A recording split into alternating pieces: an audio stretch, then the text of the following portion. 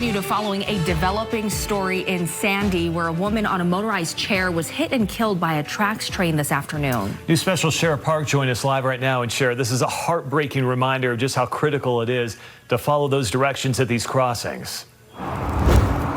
Yeah, that's right, Mike. I am just east of that crossing at 90th South here in Sandy. You can see it behind me, the Historic Sandy Station. UTA police say this woman stopped. She waited for the first train to pass, but then entered into the crossing. Seconds later, she didn't realize another train was headed the other direction.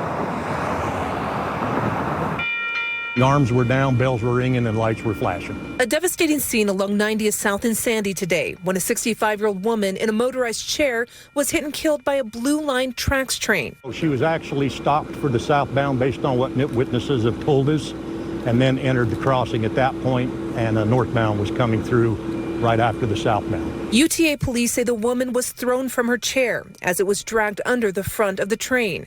Witnesses rushed to help, performing CPR, but the woman died on scene.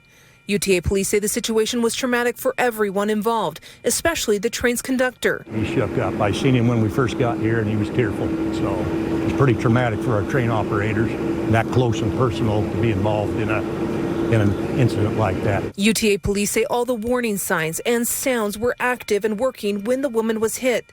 They say what happened today is a heartbreaking reminder to heed those warnings. Wait for those trains to pass, lights to quit flashing, bells to quit ringing, and arms to come up, and then look. Always look. UTA police say they had at least 3 witnesses, all shared the same story, that this woman stopped, had the warning signs going, and then entered into the crossing here at 90th South. I asked, were there any signs of audio or visual impairment on the behalf of this woman that could have prevented her from seeing this train? And UTA police said no, at this point they didn't believe that would have played a factor into this. Mike and Ashley, we'll send it back to you. Yeah, what